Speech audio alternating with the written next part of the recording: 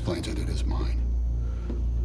This is a cylinder seal made of ivory. No. It's bone. Human. Three-headed man-eating Satan. Common image from the Middle Ages, associated with the Black Plague. The amazing Tom Hanks playing Harvard professor Robert Langdon in the movie Inferno, based on Dan Brown's novel. The 2016 movie took in more than $220 million at the box offices worldwide. Brown is best known for The Da Vinci Code, one of the best-selling novels of all time. His books have sold more than 200 million copies around the world. His latest, called Origin, features the return of symbologist Robert Langdon. This time, he's trying to unlock a discovery that will help answer two fundamental questions of human existence. Where do we come from, and where are we going?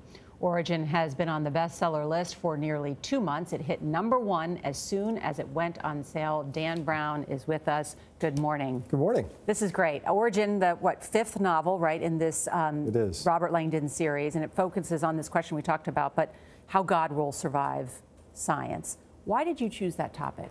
You know, I grew up in a very religious household. My mom was a church organist. I was a religious kid, and my dad was a mathematics teacher, wrote a lot of math textbooks, and so I lived in these two worlds of science and religion.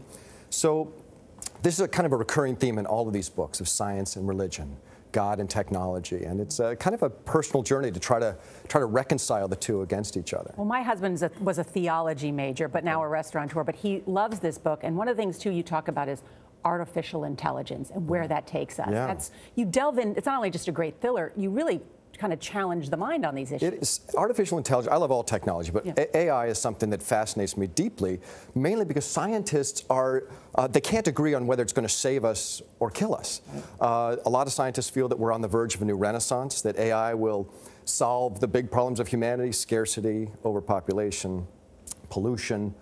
And yet, a lot of scientists feel that it's so powerful it will destroy us. And as evidence, they remind us that our species has never created a technology that we have not weaponized.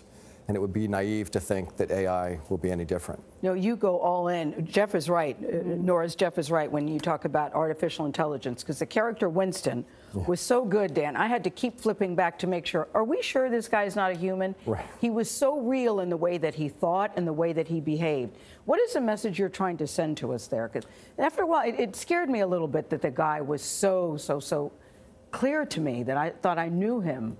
Sure. Well, AI, the thing that's going to make artificial intelligence so powerful is its ability to learn. Yeah. And the way AI learns is to look at human culture. Everything we do now is digitized. All of our books, all of our podcasts, all of our little YouTube videos, our emails.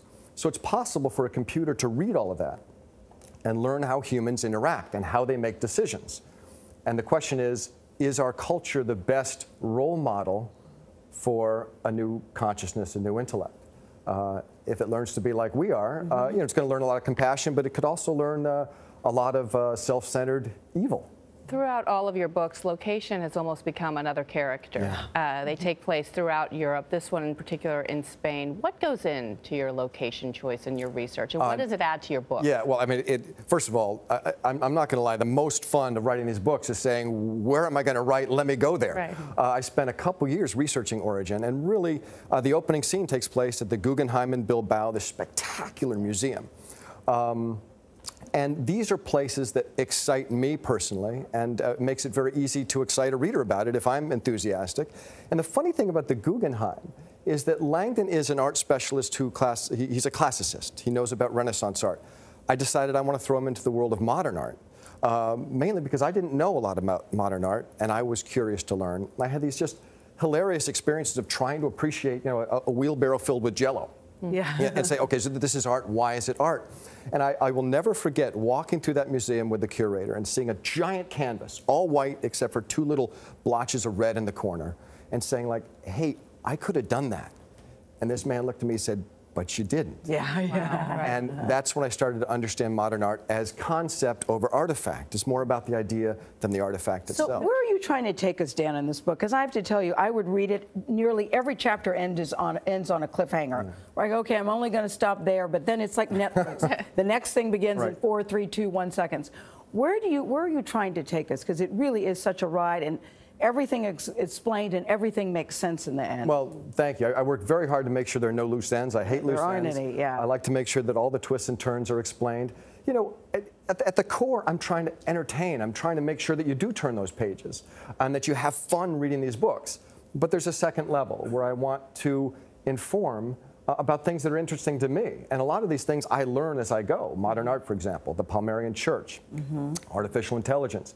So my goal is that you can't stop turning pages, but at the end of the book you say, wow, now I'm curious about the following 37 topics, and I need to go read some more books. But Dan, you also said something interesting to me, that with religion, we're always looking up. And in this era of the smartphone, we're always looking down. We are. And that was a fascinating thing, to talk to both scientists and theologians while researching this book and understanding that technology is changing the way we interact as humans.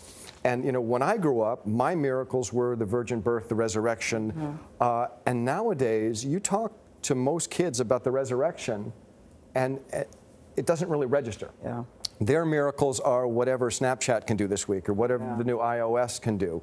And it's funny, we were talking earlier about this idea that technology has given everybody with an iPhone an international publishing deal instantly. Instantly. A platform. Instantly. Right. A platform. And it used to be that there was a vetting process to information that rose to the surface. You're in the news, you understand that. There's no filters. Right, no. There's People no will be filters. walking down the street looking up at their phone We now, are. thanks to this interview. Yeah. Dan, thank you. Dan. Wonderful book. Pleasure. Yet again.